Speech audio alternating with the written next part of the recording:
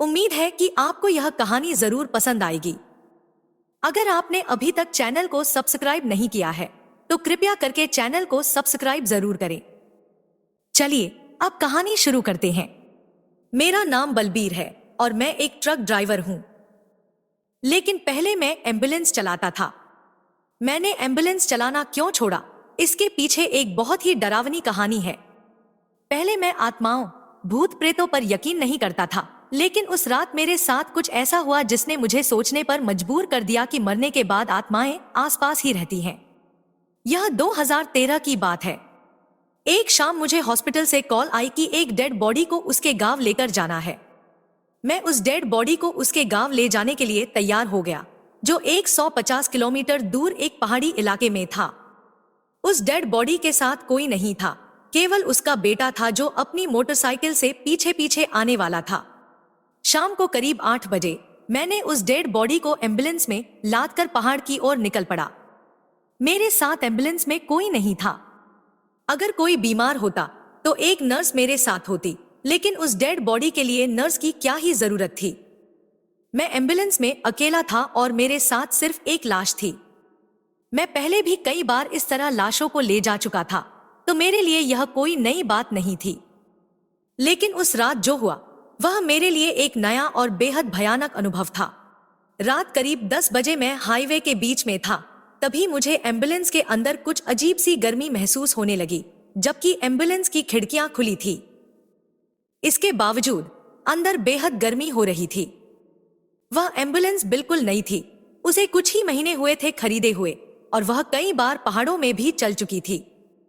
हाल ही में उसकी सर्विसिंग भी करवाई थी, मगर उस रात ऐसा लग रहा था कि जैसे उसका इंजन गर्म हो गया हो।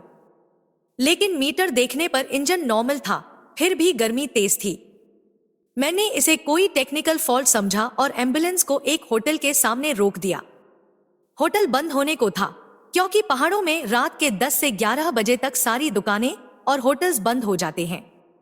होटल में सिर्फ 2 ही लड़के थे। मैंने एक लड़के से चाय बनाने को कहा। सोचा अगर गाड़ी में इंजन की प्रॉब्लम है तो चाय पीते पीते इंजन ठंडा हो जाएगा, फिर आगे बढ़ूंगा। करीब 10 मिनट बाद होटल वाला चाय लेकर आया। इसके बाद उसने अपना होटल बंद कर दिया और वहां से चला गया। अब मैं होटल के सामने अकेले बैठा चाय पी रहा था। चाय खत्म करने के बाद मैं होटल के किनारे जाकर मूत्र विसर्जन किया और फिर वापस अपनी एम्बुलेंस में चढ़ गया। अब एम्बुलेंस के अंदर गर्मी नहीं हो रही थी। इसका मतलब था कि इंजन की ही प्रॉब्लम थी। मैंने एक नजर पीछे उस डेड बॉडी की ओर डाली, मगर अजीब बात थी कि एम्बुलेंस के पीछे वाले केबिन में धुआं भरा हुआ था। अंदर कुछ भी दिखाई नहीं दे रहा था। मैं तुरंत एम्बुलेंस से नीचे उतरा और पीछे जाकर दरवाजे खोल दिए। सारा धुआं बाहर निकल आया। Here is the refined and corrected version of your Hindi story, optimized for a text-to-speech engine. मैंने उस एम्बुलेंस के अंदर जो देखा वह देखकर मेरे पैरों तले जमीन खिसक गई। जो डेड बॉडी कुछ देर पहले वहां लेटी हुई थी, वह अब बैठी हुई थी। उसके पूरे शरीर में सफेद कपड़ा लिपटा हुआ था। उसे देखकर मेरे रोंगटे खड़े हो गए। मैं कहां भागूं, यह समझ नहीं आ रहा था। मैं एम्बुलेंस के दरवाजे के बाहर खड़ा था और वह सफेद कपड़े में लिपटी लाश ठीक मेरे सामने स्ट्रेचर पर बैठी हुई थी, एकदम स्थिर। तभी अचानक उस लाश की मुंडी हिली और मुझे ऐसा लगा जैसे वह मुझे ही देख रही हो। फिर उसने खुद को अपने ऊपर लिपटे सफेद कपड़े से छुड़ाने की कोशिश की और फिर वह लाश बोली, अरे मुझे यहां से निकालो। तुम मुझे कहां लेकर जा रहे हो? मुझे कफन में क्यों लपेटा है? मैं जिंदा हूं। पहले तो मुझे समझ नहीं आया कि वह सच में जिंदा है या वह कोई भूत है। पर जब उसने अपने चेहरे से कपड़ा नीचे किया तब मुझे उसका चेहरा दिखाई दिया। वह एकदम नॉर्मल लग रहा था, बिल्कुल मेरी तरह। उसके चेहरे पर हैरानी के भाव थे। वह परेशान था। उसने फिर से कहा, यह कहां लेकर जा रहे हो तुम मुझे? और हॉस्पिटल में मेरा इलाज पूरा हो गया था। मैंने डरते डरते उससे पूछा, भाई साहब, मुझे बताया गया था कि आप मर चुके हैं। मैं तो बस आपकी लाश, मेरा मतलब है आपको आपके गांव लेकर जा रहा था। वहीं आपका क्रियाक्रम होने वाला था। उस आदमी ने थूक निगलते हुए कहा, अच्छा क्या पानी है? मुझे प्यास लगी है। मैं एम्बुलेंस के सामने गया और ड्राइविंग सीट के पास रखी एक पूरी भरी हुई बिसलरी की बोतल ले आया। एम्बुलेंस के पीछे आकर मैंने उस आदमी को बिसलरी की बोतल दी। उस आदमी ने बोतल खोलकर मुंह से लगाई और घूंट घूंट करके पानी पीने लगा। आधी बोतल खाली करने के बाद उसने उस बोतल में ढक्कन लगाकर उसे नीचे रख दिया। मैंने उस आदमी से कहा, भाई साहब, आप आराम कीजिए, मैं आपके बेटे को फोन करके बुलाता हूं।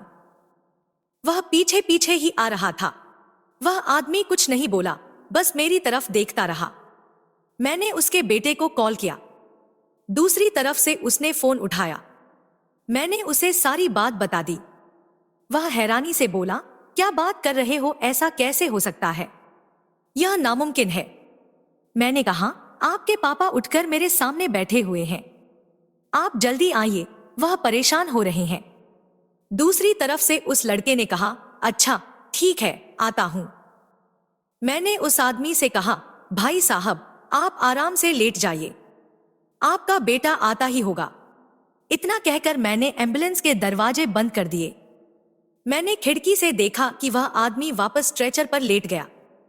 बस कुछ ही देर इंतजार करने के बाद मुझे एक बुलेट की डुगडुग सुनाई दी और कुछ ही मिनटों में वह बुलेट सवार उस आदमी का बेटा एम्बुलेंस के पास आकर रुका। उसने मुझसे कहा, कहाँ है पापा, दिखाओ। मैंने एम्बुलेंस के दरवाजे खोले। मैंने देखा स्ट्रेचर पर वह आदमी सफेद चादर को मुंह तक ढक कर लेटा हुआ था। मैंने उसे आवाज दी, भाई साहब, भाई साहब, आपका बेटा आया है, मगर उस आदमी ने कोई जवाब नहीं दिया। मैंने उस लड़के की तरफ देखा, वह मुझे ही घूर रहा था। मैंने उस लड़के से कहा, अब बस 1 मिनट रुको। इतना कहकर मैं एम्बुलेंस में चढ़ा और स्ट्रेचर के पास जाकर मैंने उस आदमी के चेहरे से कपड़ा हटाया। जो मैंने देखा वह देखकर मेरी चीख निकल गई। उस आदमी का चेहरा बुरी तरह से जला हुआ था, जबकि अभी कुछ देर पहले तक वह एकदम नॉर्मल था। उसका बेटा मुझसे गुस्से से बोला, तुम्हारा दिमाग खराब है क्या, या शराब पी रखी है तुमने? यह आग में जल गए थे। इलाज के दौरान आज दिन में ही इनकी मौत हो गई थी। उस आदमी की जली हुई लाश को देखकर हैरानी से मेरी आंखें फटी रह गईं और डर के मारे मेरी आवाज कांपने लगी। मैंने लगभग हकलाते हुए उससे कहा, भाई, मैं भगवान की कसम खाता हूं, मैं कह रहा हूं, तुम्हारे पापा उठकर बैठे हुए थे, उनका चेहरा एकदम नॉर्मल था। उन्होंने मुझसे पानी भी मांगा। मैंने पानी दिया और उन्होंने पानी पिया भी। तभी उस लड़के ने स्ट्रेचर के नीचे पड़ी बोतल की तरफ देखा और बोला, मेरे पापा ने खुद बोतल से पानी पिया। मैंने कहा, हाँ, उन्होंने पानी पिया। फिर उस लड़के ने पानी की बोतल की तरफ इशारा करते हुए कहा, अगर पानी पिया था तो वह बोतल अभी भी भरी हुई कैसे है? मैंने उस बोतल की तरफ देखा। हाँ, वह बोतल अभी भी एकदम ऊपर तक भरी हुई थी। उसके बाद वह लड़का मुझे ना जाने क्या क्या कहता रहा, मगर मेरा सारा ध्यान कुछ देर पहले मेरे साथ घटी घटना पर ही था। मैंने उस लड़के से कहा कि मैं यहां से अकेले एम्बुलेंस को आगे नहीं ले जा पाऊंगा। उसके बाद लड़के ने वहीं होटल के बाहर अपनी बुलेट खड़ी की और मेरे साथ उस एम्बुलेंस में बैठ गया। उसके बाद मैं उस डेड बॉडी को लेकर उसके गांव तक गया। पूरे रास्ते भर मैं बार बार पीछे पलटकर उस लाश को देखता रहा कि कहीं वह लाश अभी भी बैठी हुई तो नहीं है। उस लड़के ने बताया था कि उसके पिता ने खुद के ऊपर पेट्रोल छिड़क कर आग लगा ली थी, जिससे उनकी बॉडी 80% जल गई थी। इलाज के दौरान आज दिन में ही उनकी मौत हो गई थी। उसके बाद मैंने कभी एम्बुलेंस नहीं चलाई। यह कहानी मैंने एक ट्रक ड्राइवर से सुनी थी, जो अब ट्रक नहीं चलाता। उसने एक ऐसी घटना के बारे में बताया जिसके बाद उसकी हिम्मत टूट गई और वह इतना डर गया कि 3 दिनों तक बुखार और सदमे में रहा। इसके बाद उसने ट्रक न चलाने का फैसला किया। तो चलिए अब आपको उस घटना के बारे में बताता हूं, जिसने उस ट्रक ड्राइवर की जिंदगी पूरी तरह से बदल दी। यह घटना 2005 की है। रंजीत नाम का एक ट्रक ड्राइवर अपने ट्रक में सामान लादकर उत्तराखंड के एक हिल स्टेशन जा रहा था। ट्रक में सब्जियां और फलों की बोरियां रखी हुई थी। रात में शहर की मंडी से फल और सब्जियां लादकर वह अपनी मंजिल की ओर निकल पड़ा। उसके साथ नंदू नाम का एक हेल्पर था, जिसकी उम्र करीब 17 साल थी। नंदू को एक बीमारी थी कि उसे बार बार पेशाब लगती थी, इसलिए रंजीत सफर के दौरान उसे पानी नहीं पीने देता था। क्योंकि फिर वह बार बार ट्रक रुकवाता। पहाड़ों की चढ़ाई भरी सड़कों पर बार बार लोडेड ट्रक को रोकना और फिर से स्टार्ट करके आगे बढ़ना बहुत मुश्किल होता है। उसी रात जब रंजीत पहाड़ों की घुमावदार सड़कों पर ट्रक चला रहा था, तभी अचानक नंदू बोला, उस्ताद, बहुत जोर की लगी है, गाड़ी रोक दो प्लीज। मुझसे कंट्रोल नहीं हो रहा है, वरना गाड़ी में ही निकल जाएगी। मजबूरन रंजीत ने एक जंगल के पास ट्रक रोक दिया और नंदू से कहा, जल्दी जा और जल्दी वापस आ। और सुन, पूरा खाली करके आना, अब ट्रक सीधा 50 किलोमीटर बाद ही रुकेगा। नंदू ने एक पानी की बोतल उठाई और कहा, ठीक है उस्ताद, अभी गया और अभी आया, कहकर वह ट्रक से नीचे कूद गया। तब तक रंजीत ने अपनी सीट में बैठे बैठे ही आंखें मूंद ली और नंदू के वापस आने का इंतजार करने लगा। कुछ देर यूं ही बैठे रहने के बाद उसने आंखें खोली और घड़ी में देखा, नंदू को गए हुए 20 मिनट हो गए थे। रंजीत ने ट्रक की खिड़की से बाहर झांककर नंदू का नाम पुकारा, उसे आवाज दी, लेकिन नंदू ने कोई जवाब नहीं दिया।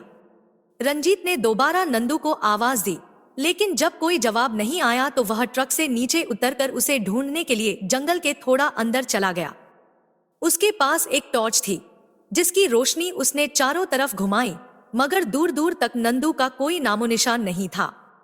यह बात अजीब थी, क्योंकि नंदू अगर पेशाब करने भी गया था तो इतना दूर नहीं जा सकता था कि ढूंढने पर दिखाई ही न दे और आवाज देने पर वह जवाब न दे। तभी रंजीत को दूर से एक चीख सुनाई दी। यह आवाज नंदू की ही थी। रंजीत फौरन अपने ट्रक के पास गया और सीट के नीचे से एक लोहे की रॉड निकाली और उस दिशा में दौड़ा जिस तरफ से नंदू की चीखने की आवाज आ रही थी। रंजीत को लगा शायद नंदू पर किसी जानवर ने हमला कर दिया है, इसलिए वह लोहे की रॉड लेकर उसे बचाने के लिए उस ओर बढ़ा, मगर नंदू का अभी भी कहीं अतापता नहीं था। तभी रंजीत को एक झाड़ी की तरफ से कुछ सरसराहट सुनाई दी। रंजीत ने उस झाड़ी की तरफ टॉर्च की रोशनी डाली। झाड़ी हिल रही थी। रंजीत ने आवाज दी, नंदू, नंदू, पर कोई जवाब नहीं आया। मगर झाड़ी हिलना बंद हो गई और पूरे जंगल में सन्नाटा पसर गया। एक अजीब सा सन्नाटा। अब न तो झींगुर की आवाज सुनाई दे रही थी, न ही हवा चल रही थी। ऐसा लग रहा था मानो जैसे उस जंगल का हर एक पेड़, हर एक पत्ता रंजीत को ही घूर रहा हो। तभी रंजीत के ऊपर कुछ जोर से झपटा और इसी के साथ वह पीछे पलटा तो उसने देखा कि वह अभी भी ट्रक के अंदर ही अपनी सीट में बैठा हुआ था। नंदू उसके कंधे पर हाथ रखकर उसे जगा रहा था। अरे उस्ताद, क्या हुआ? कोई सपना देख रहे थे क्या? चलो, अब देर हो रही है। रंजीत ने अपना चेहरा पोंछा, वह पसीने में तरबतर था। उसे समझ आया कि वह अब तक एक सपना देख रहा था। उसने फिर से ट्रक स्टार्ट किया और आगे बढ़ गया। फिर रंजीत ने नंदू से पूछा, तू कहाँ चला गया था? नंदू बोला, कहीं नहीं, मैं तो कब से यहीं था, बस इंतजार कर रहा था किसी के आने का, कि कोई आए और मुझे यहाँ से बाहर निकाले। रंजीत को नंदू की यह बात बहुत अजीब लगी। उसने एक नजर नंदू की तरफ देखा और बोला, यह कैसी बहकी बहकी बातें कर रहा है? तू जंगल से कुछ सूंघ कर आया है क्या? नंदू ने कोई जवाब नहीं दिया, बस अजीब ढंग से रंजीत को घूरता रहा। रंजीत ने नंदू को इग्नोर किया और वापस सड़क पर ध्यान देने लगा। नंदू कभी कभी चरस भांग के नशे में ऐसी बातें और हरकतें करता रहता था। तभी नंदू ट्रक के अंदर कुछ ढूंढने लगा। कभी वह अपना बैग खोलकर देखता, कभी रंजीत का बैग। रंजीत ने उसे टोका, अरे अरे, वह मेरा बैग है, उसमें तेरा कुछ नहीं है। उसमें क्या देख रहा है? नंदू ने कोई जवाब नहीं दिया। तभी नंदू को एक थैली में कच्चा चावल दिखाई दिया। उसने एक मुट्ठी चावल निकाला और उसे मुंह में डालकर चबाने लगा। रंजीत ने नंदू की तरफ देखा, मगर सड़क घुमावदार थी, थोड़ी थोड़ी देर में मोड़ आ रहे थे, इसलिए उसे सड़क पर ही नजर रखनी पड़ी। एक नजर नंदू को यह हरकत करते देख रंजीत ने कहा, अबे, तेरे ऊपर कोई भूत वूत तो नहीं आ गया है? यह कच्चा चावल क्यों खा रहा है? नंदू ने कोई जवाब नहीं दिया। उसने एक और मुट्ठी चावल अपने मुंह में भरा और अजीब ढंग से चबाने लगा। इस पॉइंट तक सब ठीक था, मगर अब नंदू चावल चबाते चबाते अजीब तरह से गुर्राने की आवाजें भी निकालने लगा। रंजीत ने फिर से एक नजर नंदू की तरफ देखा। नंदू की आंखें लाल हो रही थी, जैसे बहुत ज्यादा नशा करने पर होती हैं। पहले पहले तो रंजीत को लगा कि नंदू के ऊपर कोई बुरा साया आ गया है, क्योंकि अक्सर कई लोगों पर बुरी आत्माएं हावी हो जाती हैं, जिन्हें बाद में पूजा पाठ करके दूर किया जाता है। वैसे बात उस वक्त डरने की थी, मगर रंजीत ने हिम्मत दिखाते हुए ट्रक को चलाते रहना ही ठीक समझा। वह ट्रक को रोककर बाहर भाग सकता था, मगर वह नंदू को उस हाल में नहीं छोड़ सकता था। आखिरकार वह उसका साथी था। रंजीत को मालूम था कि आगे 89 किलोमीटर बाद सड़क किनारे एक देवी मां का मंदिर है। उसने ट्रक को उसी मंदिर में रोकने का फैसला। रंजीत पूरी रफ्तार से ट्रक चला रहा था और उसके बगल में बैठा नंदू अजीबोगरीब हरकतें कर रहा था। नंदू ट्रक में रखा सामान टटोलने लगा। अचानक उसे एक थैली मिली जिसमें कुछ आलू और प्याज थे। नंदू ने एक आलू निकाला और उसे चबाने लगा। फिर उसने एक प्याज निकाला और खाने लगा। इतने में रंजीत के पीछे एक ट्रक बहुत तेजी से आया और बार बार हॉर्न बजाने लगा। पहले तो रंजीत को लगा कि शायद पीछे वाला ट्रक पास मांग रहा है, लेकिन सड़क पर पास देने की जगह नहीं थी, इसलिए रंजीत ने अपने ट्रक की गति और बढ़ा दी। फिर भी वह ट्रक हॉर्न बजाता रहा। रंजीत ने अपने बगल में बैठे नंदू की तरफ देखा और देखकर उसके रोंगटे खड़े हो गए। नंदू के हाथ में सब्जी काटने वाला एक चाकू था। नंदू उस चाकू को देखकर अजीब तरह से हंस रहा था और उसके मुंह से थूक टपक रहा था। उसकी आंखें लाल थी और चेहरे के भाव किसी पागल साइको किलर की तरह थे। नंदू ने रंजीत की तरफ देखा और रंजीत ने भी उसकी ओर देखा। तभी नंदू ने अचानक चाकू रंजीत की ओर मारा। रंजीत ने तुरंत ब्रेक लगाए और नंदू आगे डैशबोर्ड से टकरा गया। वह चाकू रंजीत के पीछे सीट में धंस गया। बाहर से मंदिर की घंटियों की आवाजें आने लगी। नंदू जोर से चिल्लाने और चीखने लगा।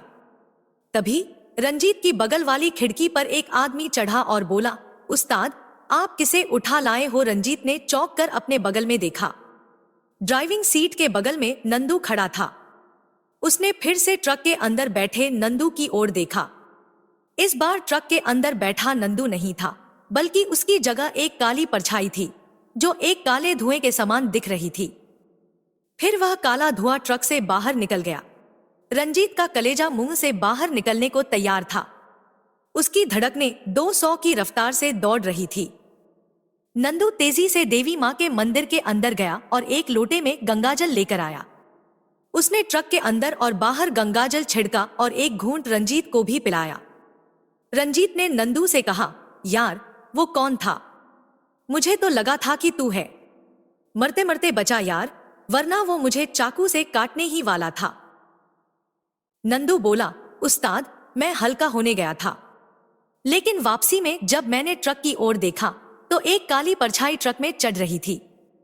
उसके बाद आपने ट्रक स्टार्ट किया और आगे बढ़ गए। मैंने आपको बहुत आवाजें दी, मगर आप बहुत दूर निकल गए थे।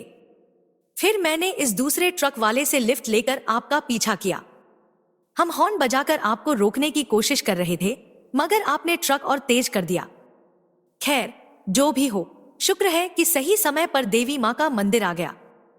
नंदू बोला, उस्ताद, मैं हल्का होने गया था, लेकिन वापसी में जब मैंने ट्रक की ओर देखा तो एक काली परछाई ट्रक में चढ़ रही थी। उसके बाद आपने ट्रक स्टार्ट किया और आगे बढ़ गए। मैंने आपको बहुत आवाजें दी, मगर आप बहुत दूर निकल गए थे। फिर मैंने इस दूसरे ट्रक वाले से लिफ्ट लेकर आपका पीछा किया। हम हॉर्न बजाकर आपको रोकने की कोशिश कर रहे थे, मगर आपने ट्रक और तेज कर दिया। खैर, जो भी हो, शुक्र है कि सही समय पर देवी मां का मंदिर आ गया। उस रात के बाद रंजीत इतना घबरा गया था कि उसे 3 दिन तक बुखार रहा और उसके बाद उसने फिर कभी ट्रक नहीं चलाया। अब उसका ट्रक नंदू चलाता है और रंजीत एक ढाबा चलाता है। मेरा नाम प्रताप है और मैं एक बस चालक हूं। यह बात तब की है जब मैं एक बारात छोड़कर खाली बस लेकर अपने गांव आ रहा था। रात के 10 बज रहे थे। बस में मेरा कंडक्टर भी था जो शराब पीकर सोया हुआ था। मैंने भी शराब पी थी, लेकिन इतनी नहीं कि बस न चला सकूं। मेरा जो कंडक्टर था असल में वही बस का मालिक भी था। वह कंडक्टर इसलिए करता था क्योंकि एक तो कंडक्टर की तनख्वाह बच जाती थी और दूसरा वह यह भी ध्यान रखता था कि उसका ड्राइवर पैसे या डीजल में कोई हेराफेरी तो नहीं कर रहा। क्योंकि अक्सर ड्राइवर और कंडक्टर अपने मालिक की बस से डीजल चुराकर बेच डालते हैं। खैर, मैं यह सभी ड्राइवर भाइयों के लिए नहीं कह रहा, बस कुछ बेईमान लोगों की बात कर रहा हूं। उस रात जब मैं और मेरा मालिक कंडक्टर बारात को छोड़कर अपने गांव वापस आ रहे थे, रास्ते में एक घना जंगल पड़ा। करीब 16 किलोमीटर सड़क उस जंगल के बीच से गुजरती थी। एक वक्त था जब उस सड़क में डाकुओं का बड़ा खतरा रहता था। अक्सर उस सड़क से गुजरने वाली बसें अपनी लाइट्स ऑफ करके चलती थीं, ताकि डाकुओं की नजर में न आए। लेकिन हमारे समय तक यह डर खत्म हो गया था, क्योंकि जंगल में तब तक फॉरेस्ट वालों का एक चेकपोस्ट बन गया था। हम उसी जंगल के बीच सड़क पर थे। अचानक मेरा कंडक्टर मालिक खड़ा हुआ और मुझसे बोला, पप्पू, गाड़ी रोक। मैंने कहा, अब क्या हुआ भाई साहब? वह बोला, तू गाड़ी रोक, बस यार, तू गाड़ी रोक। मैंने बस रोक दी और वह बस से नीचे उतरकर जंगल में दौड़ गया। बस बिना कुछ कहे, बिना कुछ सोचे वह जंगल में घुस गया। अब मेरी सिट्टी पिट्टी गुम हो गई। पूरे जंगल में अंधेरा हो रहा था और अब मैं कैसे उसके पीछे भागूं? मुझे समझ नहीं आ रहा था और मैं बस को भी ऐसे खाली छोड़कर उसके पीछे नहीं भाग सकता था। उस वक्त मोबाइल फोन भी नहीं चलते थे कि किसी को उस उल्लू के पट्टे के बारे में बताऊं कि साला अंधेरे जंगल में भाग गया है। मैंने सोचा, जाऊंगा ही नहीं उसके पीछे, जैसे गया है वैसे ही वापस आएगा, वरना रहेगा वहीं जंगल में। मैंने गाड़ी के इंडिकेटर्स ऑन किए, कंबल ओढ़कर आराम से बैठ गया। मैं बार बार उस तरफ भी देख रहा था जिस तरफ वह दौड़ कर गया था। मुझे लगा अब आएगा, तब आएगा। बस मैं इंतजार करता रहा। थोड़ी देर में मुझे जंगल के अंदर से कुछ आवाजें सुनाई देने लगी। ऐसा लग रहा था जैसे बहुत सारी औरतें हल्की आवाज में बातें कर रही हों। मैंने ध्यान से सुनने की कोशिश की, मगर मुझे कुछ समझ नहीं आया। वह कोई दूसरी ही भाषा में बोल रही थी, हिंदी नहीं थी। मैंने कंबल एक किनारे फेंका और ड्राइवर सीट से उठकर कंडक्टर सीट में आकर बाहर की आवाजें सुनने लगा। तभी मेरी नजर सड़क से थोड़ी दूर जंगल में पेड़ों के बीच कुछ काली परछाइयों पर पड़ी। अंधेरा बहुत था, अगर कुछ लोग भी खड़े होंगे तो मुझे परछाई जैसी ही दिखाई दे रहे थे, और वह आवाजें भी वहीं से आ रही थी। वे परछाइयां ऐसे खड़ी थी मानो किसी चीज को घेर कर खड़ी हों। वे सभी बुदबुदा रही थी, जैसे मुंह ही मुंह में कोई मंत्र पढ़ रही हो। मुझे समझ नहीं आया कि वे क्या कर रही थी। उनका ध्यान अपनी ओर खींचने के लिए मैं खांसा, और हां, मेरी खांसी की आवाज सुनकर वे काली परछाइयां वहां से भाग खड़ी हुईं। जब वे भाग रही थी, उनके पैरों से पायल की आवाज आ रही थी। उनके वहां से जाने के बाद मैंने उस जगह को ध्यान से देखा। वहां अभी भी कोई चीज गिरी पड़ी थी। मैं उत्सुकतावश देखने के लिए बस से नीचे उतरा और उसके करीब जाकर देखा। तब मैंने देखा कि वह मेरा कंडक्टर मालिक था, जो वहां पर बेहोश पड़ा हुआ था। पता नहीं सोया हुआ था या फिर मर गया था, मुझे नहीं पता। मैं दौड़कर उसके पास गया। मैंने उसे हिलाया, मगर उसने कोई प्रतिक्रिया नहीं दी। मैंने उसे जोर से एक लात मारी, तब भी उसने कोई प्रतिक्रिया नहीं दी। अब मुझे यकीन हो गया कि वह मर गया है, लेकिन अगले ही पल वह कराहते हुए होश में आने लगा।